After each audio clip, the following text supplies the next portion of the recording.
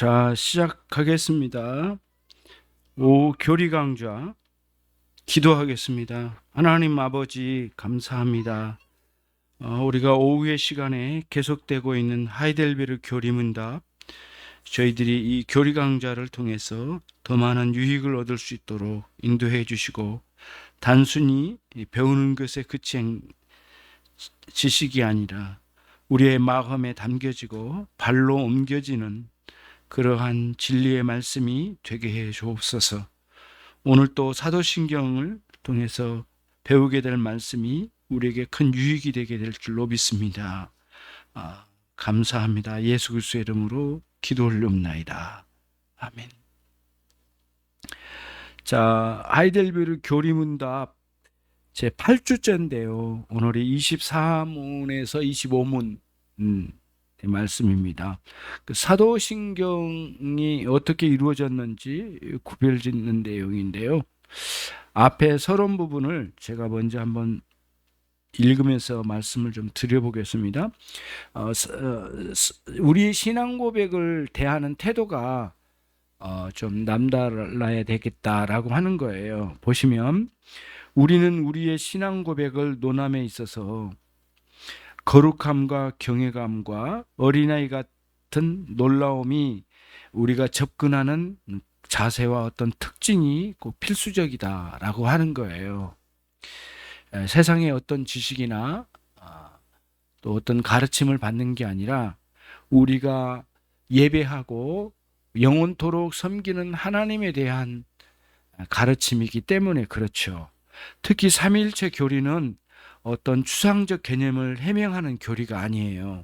그러니까 신적인 본질을 분석하거나 또 어떤 과학적 명제를 분석하여 다루는 것도 아니라는 거예요. 이런 사실을 우리가 명심해야 되겠죠? 자, 우리는 삼위 하나님의 권능과 지혜와 선하심이 무한 광대하신 분이심을 명심하고 삼위 하나님께 대하여 예배와 존귀와 감사와 찬양을 올려드리는 태도로 이 교리에 접근하는 것이 마땅해요. 오늘은 사도신경의 구분을 통해서 자연스럽게 삼위일체 하나님께 대해서 배워보도록 하겠습니다. 자, 23문 사도신경은 어떻게 구분됩니까? 자, 예술자매가 가지고 있나요? 이 질문은 앞달락만 읽어주십시오. 이 질문은 사도신경의 조항들은 어떻게 나누어집니까? 라는 질문입니다. 우리가 항상 사도신경을 통째로 외우지만 오늘은 각 조항들로 나누어서 생각해 볼 수 있게 합니다. 십계명은 10가지 구별된 조항으로 이루어져 있습니다. 앞에 4가지 1에서 4계명은 하나님께 직접적으로 관련된 조항이고 뒤에 5에서 10계명은 이웃과의 관련된 조항입니다. 그리고 주기도문도 확실하게 구별되어 있습니다. 서문과 마지막 송영의 부분이 6가지의 간구를 위아래로 감싸고 있습니다.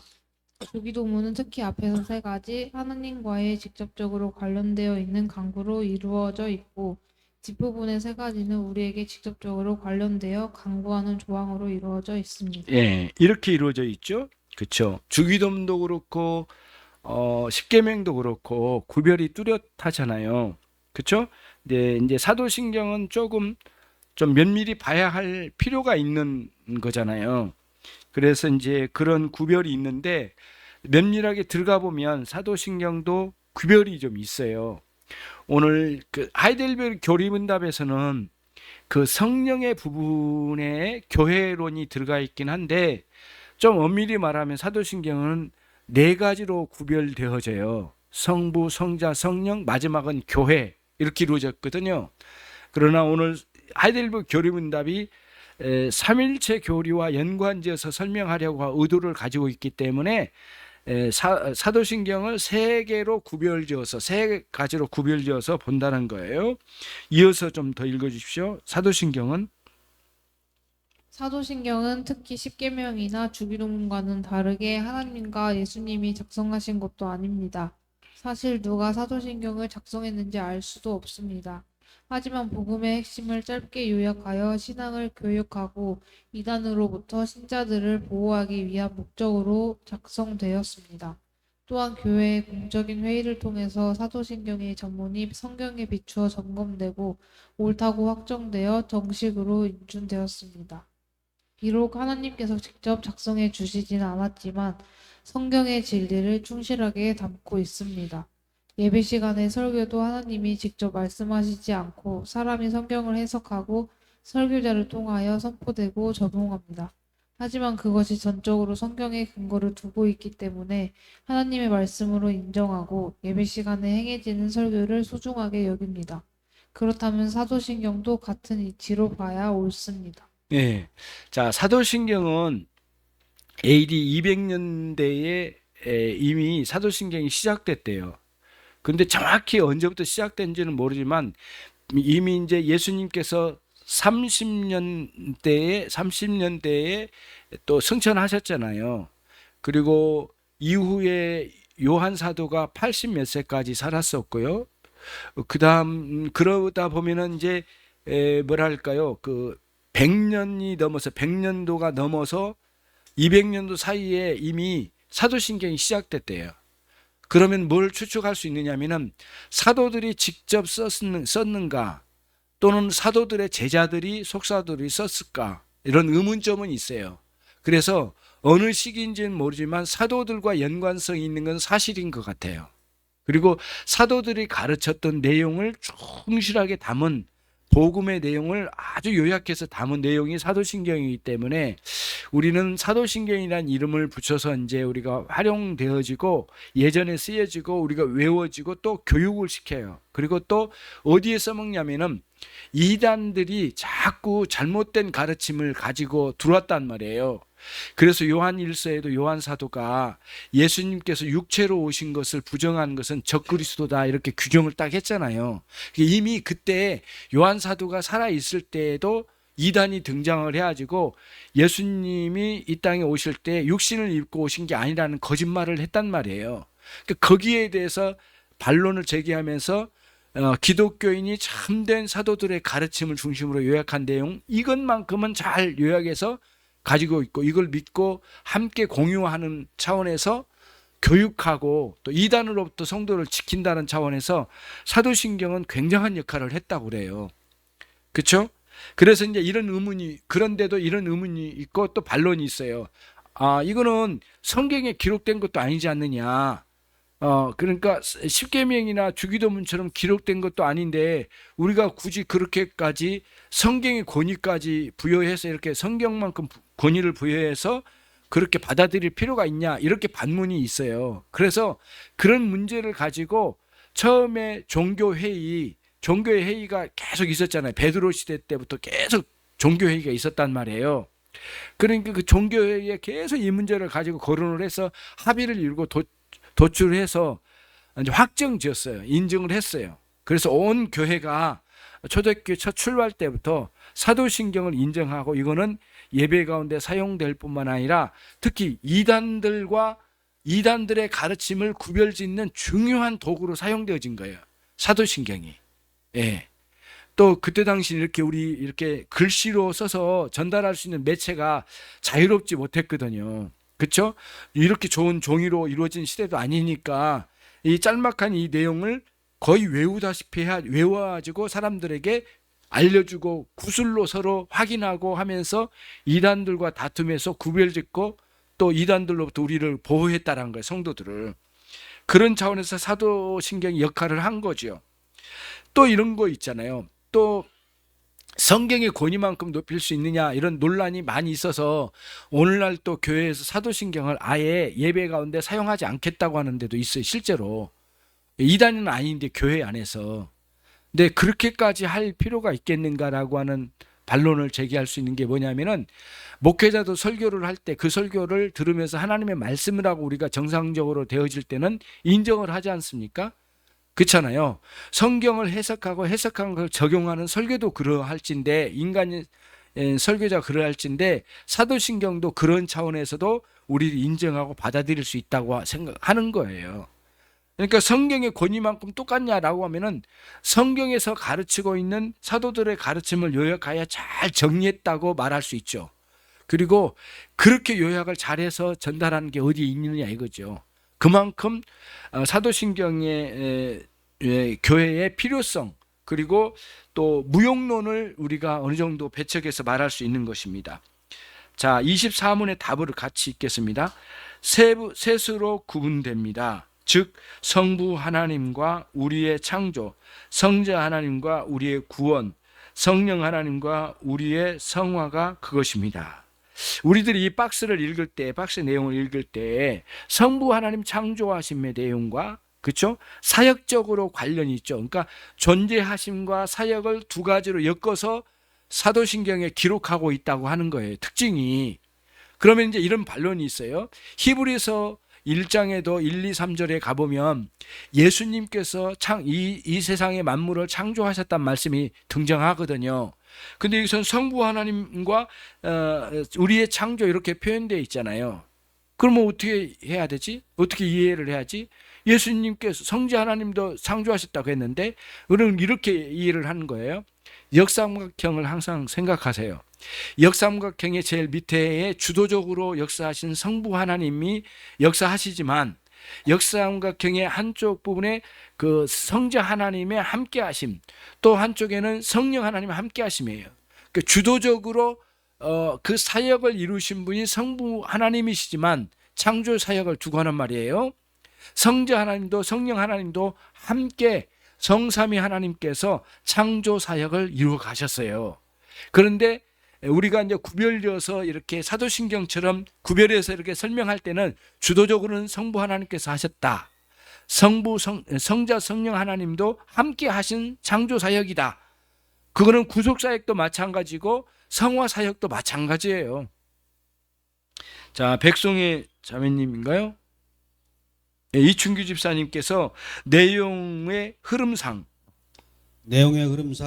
사도신경은 세 부분으로 나누어집니다. 1. 성부 하나님의 창조사역, 2. 성자 하나님의 구속사역, 그리고 성령 하나님의 성화사역, 이렇게 나누어집니다. 사도신경이 내용상 삼위 하나님의 사역으로 채워진 것은 지극히 당연한 일입니다. 또한 사도신경은 복음의 요약판입니다. 복음의 요약이라면 당연히 삼위 하나님의 사역으로 채워지는 것이 맞습니다. 왜냐하면 복음은 삼위 하나님께서 우리의 구원을 위하여 각각 그리고 함께 사역하셨다는 내용이기 때문입니다. 또한 복음은 삼위 하나님의 그런 사역을 통하여 우리의 창조, 우리의 구속, 우리의 성화가 이루어졌다는 기쁜 소식이기 때문입니다. 그러므로 사도신경의 이런 구성을 보면서 우리는 사도신경이 복음의 요약이라는 사실을 더욱 확신하고 신뢰하게 됩니다. 그래서 우리는 사도신경을 통하여 복음의 핵심을 다시 생각하게 되는 유익을 얻습니다. 그렇죠. 복음의 요약이죠. 아주 기가 막히게 아주 잘 이루어져 있잖아요. 그러면서 우리가 외우는데 그냥 외우는데 그치지 않고 그 의미를 파악하게 들어가는 건 굉장히 중요하죠. 그래서 하이델베르 교리문답에서 다뤄가는 것이에요. 복음의 요약이다. 구분하면 성령 하나님, 성부 하나님의 창조 사역과 성부 하나님의 존재하심 이 먼저 나오고, 두 번째는 성자 하나님의 존재하심과 존재와 성자 하나님의 구속사역, 주도적으로 구속하신 구속사역, 성령 하나님의 존재하심과 또 성령 하나님의 성화사역, 우리를 성숙시켜 나가시는 그런 성령님의 역사하심, 이렇게 구별지어서 보는데 전체적으로 조화를 잘 이루어가 있고 순서도 배열이 정확하고 그리고 이제 마지막 부분에는 성령 하나님 우리를 이루셔서 성령 하나님 우리를 교회를 이루신 내용이 또 나와요. 교회 공동체 공회에 대해서도 나오잖아요. 그렇게 잘 이루어져 있는 걸 보게 됩니다. 25문 같이 읽습니다. 하나님은 오직 한 분이라 하면서 왜 세 분, 즉 성부, 성자, 성령을 말합니까? 자, 사도신경을 예술자매 사도신경을 보면서 다음과 같은 질문을 할 수 있습니다. 하나님은 한 분이시라면서 왜 성부 하나님, 성자 하나님, 성령 하나님 이렇게 말하는 것입니까? 먼저 우리는 하나님은 한 분이시라는 말씀을 생각해 보겠습니다. 신구약 성경은 하나님은 한 분이시라고 분명하게 말합니다. 이스라엘아 들어라 우리 하나님 여호와는 오직 유일하신 여호와이시니 나는 처음이요 나는 마지막이라 나 외에는 다른 신이 없느니라 주도 한 분이시요 믿음도 하나요 세례도 하나요 하나님도 한 분이시니 그러므로 우리는 성경의 증거를 받아들여서 하나님이 한 분이시라는 것을 알고 믿습니다. 예, 거기까지. 자, 보세요. 아주 중요한 부분인데요. 하나님께서 하나님 당신 자신을 계시하실 때 성경에 어떻게 계시하셨느냐가 주 관점이에요. 예. 성경이 절대적인 권위가 있어요. 그런 면에 있어서 성경은 자 보십시오. 신명기 6장 4절에도 그렇고 또 창세기 1장에도 등장하는 바가 있거든요. 1장 26절에도 등장한 부분이 있거든요. 여기는 나오지 않았는데 거기 보면 하나님께서 스스로를 우리라고 표현했어요. 나라고 표현하지 않냐고. 그럼 복수로 표현했죠. 그래서 성부, 성자, 성령님을 염두에 두시고 표현하신 거예요. 그렇게. 또 어떤 때는 나 여호와가 이렇게 표현하실 때도 있어요. 그러면 우리는 하나님이라는 용어, 하나님에 대한 신적 용어의 의미가 뭐냐면은 항상 우리 이렇게 봐야 돼요. 예를 들면 누가 이렇게 물어요. 너는 하나님 믿지? 그래, 나 하나님 믿어. 네가 믿는 하나님은 어떤 분이시냐라고 물으면 대답을 이렇게 해야 돼요. 우리 하나님은 성부 하나님, 성자 하나님, 성령 하나님으로 삼일체 하나님으로 존재하셔. 실제로 성부 하나님께서는 주도적으로 창조 사역을 하셨고 성자 하나님은 주도적으로 구속 사역을 하셨고 성령 하나님은 주도적으로 성화 사역을 하신다고. 그게 사도신경에 잘 나와 있는데 아무튼 우리 하나님은 그렇게 존재하신다니까 이렇게 말을 하는 게 가장 정확해요. 그러면서도 이와 같이 존재하신 하나님은 유일하게 한 분뿐이야. 유일하신 하나님. 그렇죠? 이와 같이 비교될 만한 신이 이 세상에는 존재하지도 않아. 그렇죠? 그래서 유일신 신앙이라고 하는 거예요. 무슨 말씀인지 알겠죠? 이해가 되죠? 그래서 구약에도 그렇고 신약에도 그렇고 하나님을 복수로 칭하는 용어, 그다음에 또 실제로 신약으로 넘어오면 구체적으로 성부, 성자, 성령 하나님으로 아주 명료하게 구별지어서 설명하고 있는 내용도 있는 것이죠. 특히 이제 어디로 가보면은 마태복음 28장에 가보시면 여러분 이렇게 복음을 전하고 그들에게 그 세례를 주고 제자 삼으라는 말씀이 있잖아요.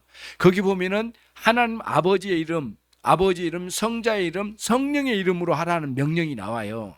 아주 명료하게 성부, 성자, 성령으로 구별돼요. 근데 구약에는 성부, 성자, 성령으로 구별되어서 언급한 것이 한 번도 없어요. 그러나 뭐는 있어요?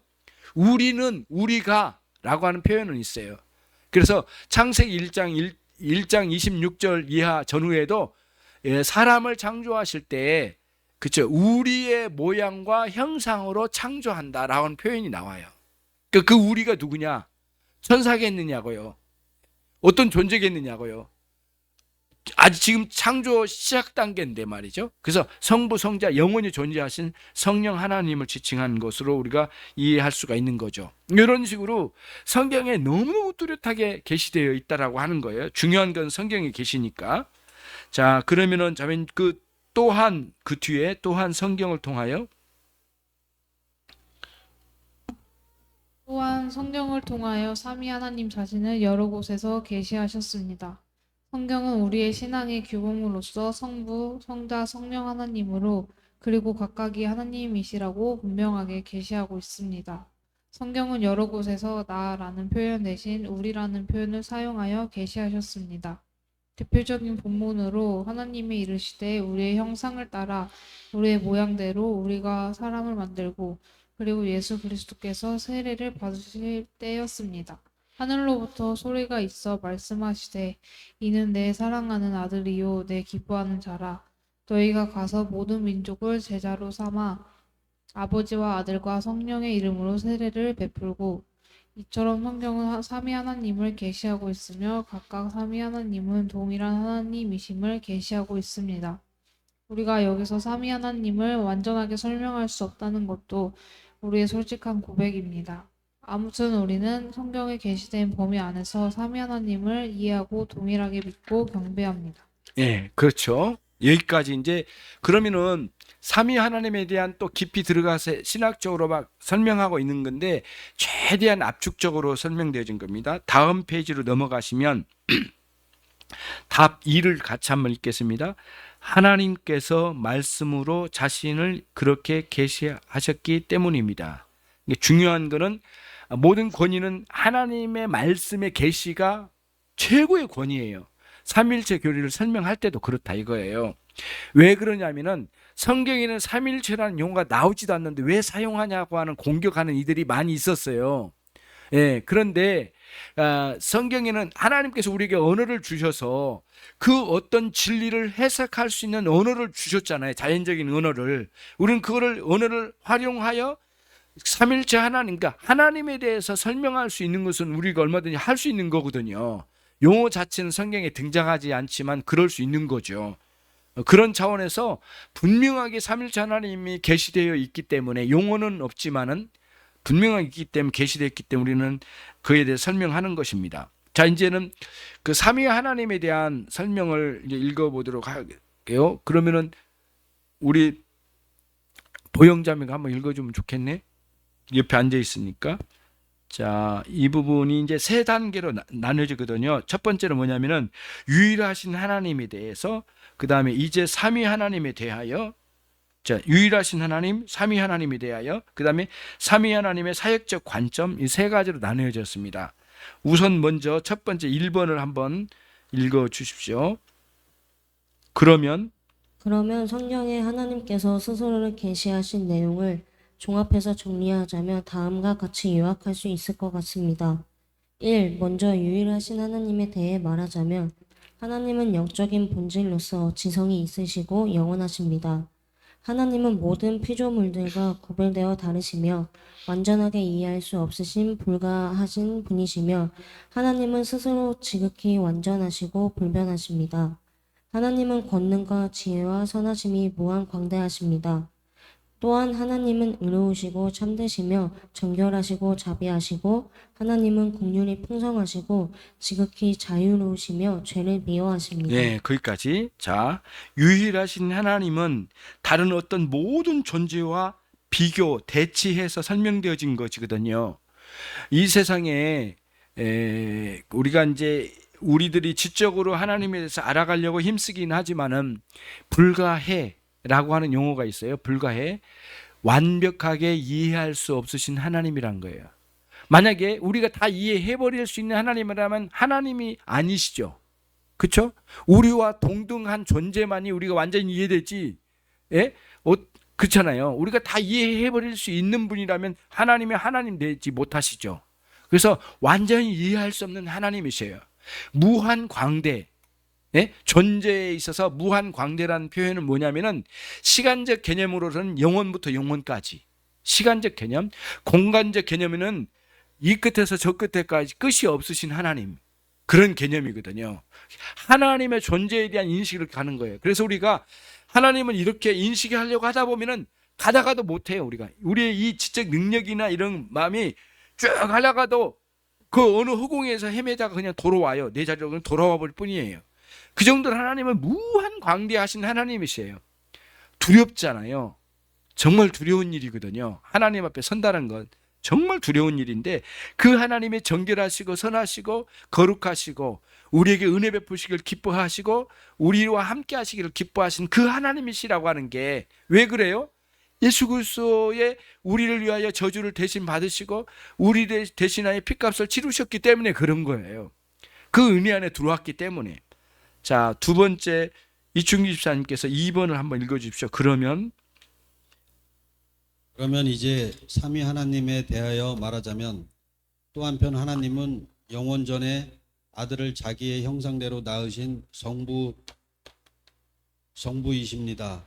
성부와 함께 영원한 하나님의 형상이신 분은 성자이시며 성부와 성자로부터 나오시는 분은 성령이시니 이처럼 하나님은 사도들과 선지자들이 전한 확고한 말씀과 또한 신적인 증언들로 말미암아 신적으로 계시되셨습니다. 예, 자, 우리가 이해하기가 좀 쉽지 않은 게 뭐냐면 영원전에 아들을 자기 형상대로 낳으셨다고 할 때는 이 낳으신다는 개념은 사람이 자기 아이를 낳는다는 개념하고는 달라요. 그 개념으로 가면 안 돼요. 이게 위험한 거거든요. 그렇게 이해하면. 근데 다 이해할 수는 없지만은 영원토록 우리 주 예수 그리스도는 하나님 아버지로부터 낳으심 되시고 영원토록 하나님 아버지와의 관계 속에 낳으심 속에 있으시다는 거예요. 요 이해가 저도 설명을 다 제대로 드릴 수 없을 정도의 신비한 말씀이잖아요. 영원부터 영원까지 하나님 아버지께서 아들을 낳으셨다. 예. 그런 개념이에요. 그 다음에 성령님도 성부 하나님과 성자 하나님으로부터 끊임없이 보냄 받으신 분인데 영원부터 영원까지 보냄 받으신 분이라 좀 다른 각도에서 보면 그거예요. 성부 성자 성령 하나님은 영원토록 유격적 연합으로 계신다. 완벽한 연합의 관계이다. 예, 모든 면에서. 자, 예슬자매가 세 번째 삼위 하나님의 사역. 삼위 하나님의 사역적인 관점으로 말하자면 영원하신 성부께서 성자 및 성령과 더불어 천지를 창조하셨으며 그것들을 보존하시고 다스리십니다. 자신의 형상을 따라 지음받은 인간들 중에서 성자로 말미암아 영원한 교회를 택하시고 자기에게로 모아들이셨습니다. 이 교회로 말미암아 한 분이시며 참되신 하나님께서 하늘로부터 계시된 말씀을 따라 이 땅에서 알려지시고 찬송을 받으시며 내생에서 영광을 받으실 것입니다. 또한 의인과 악인의 심판하시는 심판주가 되실 것입니다. 우리는 철저히 성경의 신적인 계시에 따라 이와 같이 삼위 하나님을 각각 인식하고 각각 삼위 하나님께 경배드리며 각각 삼위 하나님과 교제할 수 있습니다. 어릴 때나 초신자 때 하나님에 대한 인식이 아주 어두울 때에 하나님을 이렇게 인식을 할 때, 그러니까 하얀 이렇게 수염을 내리고 뭐 이렇게 굉장히 도포자로 걸치고 나와가지고 산신령 같은 모습으로 나오는 그런 식으로 하나님을 인식하려고 하는 유혹이 많아요. 우리가 인식할 때 그거는 굉장히 잘못된 거거든요. 하나님 그런 분이 아니세요. 하나님 우리가 생각으로 그려낼 수 있는 분이 아니시라고 하는 거예요. 그러면 어떻게 하냐? 성경에 계시된 그 하나님 이렇게 항상 돌아가는 거예요. 근데 우리의 상상으로 하나님을 가둘 수 없으신 하나님이잖아요. 상상 너머에 무한 광대하신 하나님이라니까요. 예. 그러니까 그 하나님을 인식하는 자체가 이미 두렵고 떨리는 거예요, 사실은. 그리고 그 하나님은 그렇게 존재하세요. 근데 영원토록 우리를 선하게 대하실 그 하나님으로 인식하는 가슴 벅찬 일이잖아요. 그러면 우리는 즉각적으로 돌아가는 거예요. 성경으로. 성경에서 인간을 구원하시고 성경에서 인생에 간섭하시고 성경에서 창조하시고 보호하시고 메시아를 보내시고 메시아가 이루신 구속의 사역을 보고 그리고 성령을 보내셔서 성령의 일하심을 보게 해주시고 성령의 역사로 열매를 맺었잖아요. 교회가 세워졌잖아요. 오늘 우리가 기도하잖아요. 예배드리잖아요. 전체 삼위일체 하나님의 역사하심에 대해서 이런 식으로 인식해야 되는데 우리 잘못되게 그렇게 인식하는 것은 굉장히 위험한 일이죠. 그래서 삼일체 교리를 공부하면서 하나님을 그렇게 어미로우신 하나님을 광대하신 그 하나님을 인식할 때가 참 중요하다. 이렇게 인식해야 된다. 오늘 이 계시된 하나님 말씀대로. 자, 답 두 번째입니다. 같이 읽습니다. 이 삼위가 곧 유일하고 참되고 영원한 하나님이십니다. 그렇죠? 이와 같은 하나님이 있을 수가 없다는 거죠. 그렇죠? 자, 이충기 집사님께서 거기 삼위 하나님은 유일한 하나님이십니다. 만물 가운데 그 어디서도 삼위 하나님과 비교될 존재가 없습니다. 삼위 하나님은 성부 하나님, 성자 하나님, 성령 하나님으로 존재하십니다. 삼위 하나님은 서로 간에 영원토록 완전한 연합을 이루십니다. 이 사실을 우리는 위격적 연합이라는 용어로 표현합니다. 삼위 하나님은 각각 하나님의 동일한 본질이시며 우리의 예배를 동일하게 받으십니다. 동시에 삼위 하나님은 각각 영원한 하나님으로서 구별되십니다. 그러면서도 하나님은 한 분이십니다. 우리는 이 사실을 설명하기 위하여 본질과 위격이라는 용어를 사용하여 설명합니다. 하나님은 본체로서는 오직 한 분이십니다. 그런데 위격으로는 세 분이십니다. 각각 완전한 하나님이십니다. 하나님의 신비한 존재 방식을 설명합니다. 그러므로 성부, 성자, 성령은 각각 완전하게 참되시며 영원하신 하나님이시기 때문에 각각 우리의 믿음, 우리의 예배, 우리의 사랑, 우리의 순종의 대상이십니다. 우리는 한 위격이나 두 위격만을 믿거나 예배하는 것은 잘못된 것입니다. 예, 거기까지요. 자, 하나님, 삼일째 하나님은 각각 하나님이시잖아요. 그러니까 성부 하나님도 완전한 하나님이시고 성자 하나님으로서도 완전한 하나님이시고 성령 하나님도 완전한 하나님이시에요. 각각 완전하신 하나님이세요. 그런데 동시에 삼위 하나님은 완전한 연합을 이루신 하나님이세요. 그분의 생각, 사상, 마음, 태도, 모든 역사의 능력, 예배 받으심에 있어서나 모든 면에서 완벽한 연합을 이루셔요. 그래서 그거를 위격적 연합이라고 그래요. 성부, 성자, 성령 하나님의 연합이시니까. 그렇죠? 그러면 이제 문제는 뭐냐? 우리가 그 세례를 받을 때 이런 표현을 쓰거든요. 성부, 성자, 성령의 이름으로 세례를 주노라 이런 표현을 쓰거든요. 세례를 베풀 때 그때 성자, 성부, 성자, 성령의 이름으로 준다라고 할 때 표현이 뭐냐 하면은 정확히 말씀드리면 그 이름을 빌려서 그 권세로 준다 그 뜻이 아니고 원어로 가보면 이렇게 돼 있어요. 성부, 성자, 성령님 안속으로 세례를 주노라 이렇게 돼 있어요. 무슨 말일까요? 우리 한 인간 죄인을 그리스도를 통하여 구원받게 구원시키셨잖아요. 구원시킨 것을 세례로 표현을 하잖아요. 성부, 성자, 성령님 그 연합 속으로 우리를 넣어주신다는 뜻이에요. 좀 그림이 좀 들어오죠. 완전한 하나님의 삼위일체 하나님의 연합 속으로 우리를 보내주신대요. 엄청나게 영광스러운 거거든요. 그렇잖아요. 그래서 성부 하나님께서 기뻐하시고 우리를 성자 하나님도 성령 하나님도 우리를 기뻐하신 거예요. 그게 세례에 있어서의 표현이요, 고백이요, 교회의 선포거든요. 굉장히 중요한 면을 가지고 있어요. 본질적으로 하나님, 그러니까 성부, 성자, 성령 하나님도 다 하나님이시잖아요. 신적 본질을 지니시다는 거예요. 신적 본질. 신적 본질. 피조물의 본질이 아니라는 거예요. 신적 본질에 계시다는 거예요. 그렇죠? 그래서 본질적으로는 신적 본질이다. 그리고 위격적으로는 여기서 퍼슨이라고 됐잖아요. 한 사람 한 사람 위라는 게 중국에서 나온 한문에서 나온 위자잖아요. 열했을 때 그 제사를 지내면 그 제사 위패를 갖다 세워놓고 절하고 막 그런 거 봤잖아요. 위패. 그러니까 그 죽은 그 조상의 그 한 분이 여기 있다. 그런 표시예요. 그 영이 와 있다. 이렇게 믿고 있는 거죠. 이거는 비성경적인 이야기이지만은 거기서 나온 위예요. 그러니까 중국의 성경을 번역하다 보니까 위로 표현을 하는 거예요. 그러니까 한 분이란 뜻이에요. 성부 하나님 한 분, 성자 하나님 한 분, 성령 하나님 한 분, 동시에 완벽하게 성부, 성자, 성령 하나님은 연합하여 계신다. 신적 연합, 완전한 육격적 연합.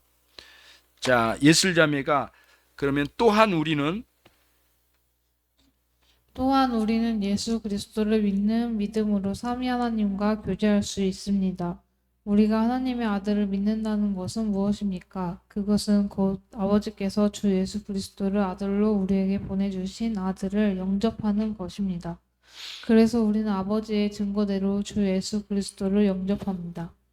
주님은 하나님을 믿으니 또 나를 믿으라고 하셨습니다. 하나님은 제1의 진리로서 모든 진리가 그분의 권위에 바탕을 둡니다. 그러므로 하나님의 증거에 따라 우리는 삼위 하나님을 믿음의 주 대상으로 확신하고 집중합니다. 우리는 먼저 누구든지 세상을 사랑하면 아버지의 사랑이 그 속에 있지 아니하니 라고 기록하고 있습니다. 이것은 아버지를 대상으로 한 우리가 사랑해야 함을 말하고 있는 내용입니다. 또한 성자 하나님이신 주 예수 그리스도에 대한 사랑은 그를 하나님으로서 사랑하는 것입니다. 따라서 종교적 예배로 그를 사랑하는 것까지 포함합니다.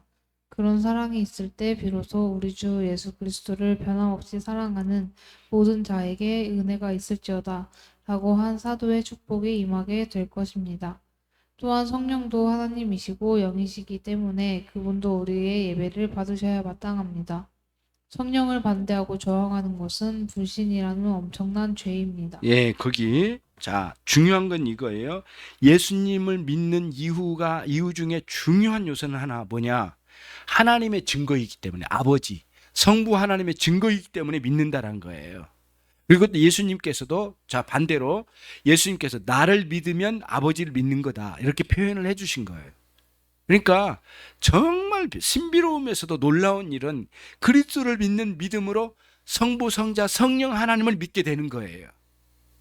그리스도를 영접했는데 그리스도를 영접하면 성부 하나님, 성령 하나님을 영접하는 것과 동일한 의미를 가지고 있다는 거예요. 실제로 그런 능력이 있는 것이고, 그렇죠?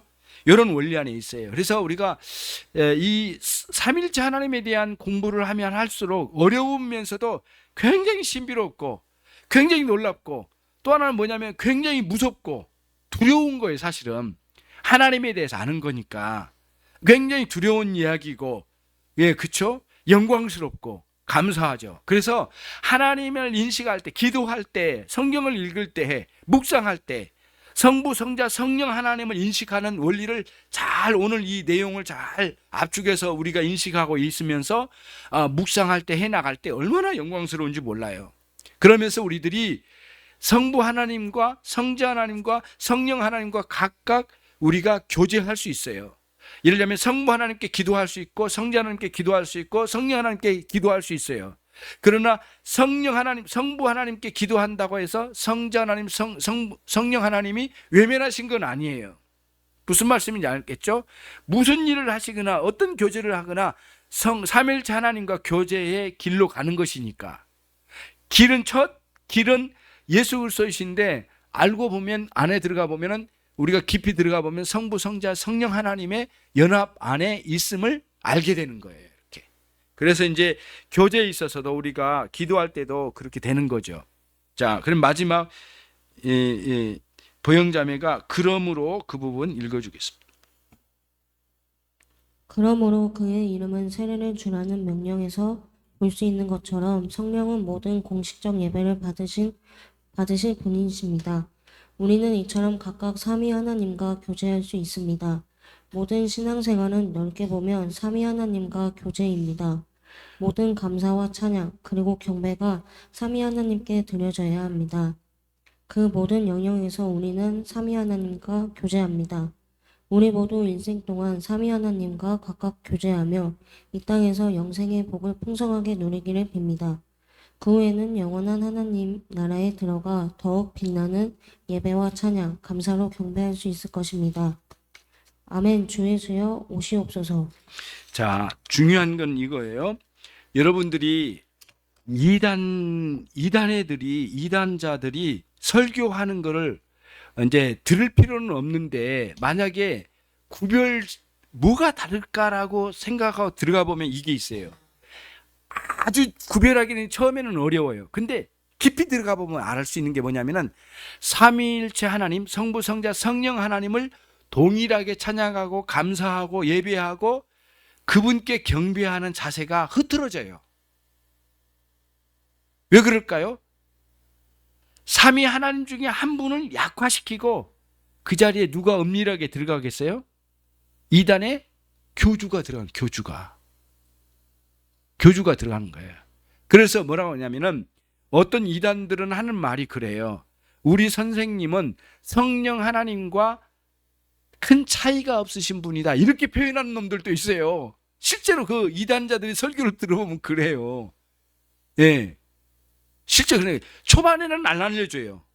그러면 누가 가겠어요? 초반에는 굉장히 막 이게 인간적으로 잘해주고 막 설득시키고 완전히 사람을 그렇게 한단 말이에요. 그 단계로 딱 들어가 보면 어느 단계로 딱 들어가면 종교적 가스라이팅이 이루어지는 거예요. 완전히 휘어잡아요. 꼼짝 못해요. 거기서 벗어나면 두려운데요. 그래서 이란에서 나온 사람의 이야기를 아주 몇 시간 동안 대화를 했거든요. 자기가 겨우 나왔다고 하는데 두렵대요. 뭐가 두려우냐? 나가면 언젠가는 저주받아 죽을 거라고 했대, 자기들한테. 나올 때. 나 이제 여기 안 다닌다고 하고 나올 때. 너희 가족이나 너나 저주받아서 언젠가는 뭐랄까 이렇게 교통사고나 뭐 어떤 큰 사고로 완전히 그 뭐랄까 아주 추하게 죽어갈 거다 막 저주를 하는데 그 저주가 너무너무 생생하게 들린대요. 어느 날 두려워서 그래 다시 돌아간대요. 굉장히 그 종교적 가스라이팅에 휘어잡히면 못 나와요. 거기 그만 완전히 미쳐요, 사람이. 그런 거거든요. 자, 그런데 삼일째 하나님을 균형 있게 정확하게 성부, 성자, 성령 하나님께 공히 예배의 대상, 감사의 대상, 찬양의 대상, 우리의 경배의 대상이다 라고 하는 인식을 굳게 갖고 여기서 조금이라도 흐트러뜨리면 굉장히 위험한 설교가 되는 것이죠. 이 논리는 정말 우리들이 잘 가지고 있어야 되겠어요. 그래서 이미 사도시대 때부터 이단들을 대항해서 이런 가르침을 가르쳤던 것 같아요. 지금만큼이나 자세하게 가르침이 있었을까라고 이후에 이제 신학자들에 의해서 계속해서 이 부분을 연구하고 우리가 논리적으로 정리해 보면서 표현한 것이니까 이전엔 그런 표현까지 없었겠지만은 이단들에 대항해서 이렇게 얼마나 많이 노력했을까 생각을 해보는 거죠. 하나님 감사합니다. 오늘 또 하이델베르 교리문답을 통해서 귀하고 복된 내용들을 함께 배워 나가게 됐습니다. 하나님 이러한 배움들이 어떠한 과학적 분석이나 또 어떤 신개념을 변명하려고 하는 것을 하려고 하는 것이 아님을 우리들이 다시 한번 겸허하게 받아들이고 정말 성부, 성자, 성령 하나님에 대한 두려운 마음과 경외하는 마음의 태도를 가지고 앞으로 이후에 지속적으로 이 사도신경적 가르침을 잘 간수할 수 있도록 인도해 주십시오. 묵상할 때, 기도할 때, 예배할 때, 인식할 때마다 삼위 하나님에 대한 정확한 올바른 인식을 가지고 해나갈 수 있도록 우리를 인도해 주십시오. 감사합니다. 예수 그리스도의 이름으로 기도 올려옵나이다.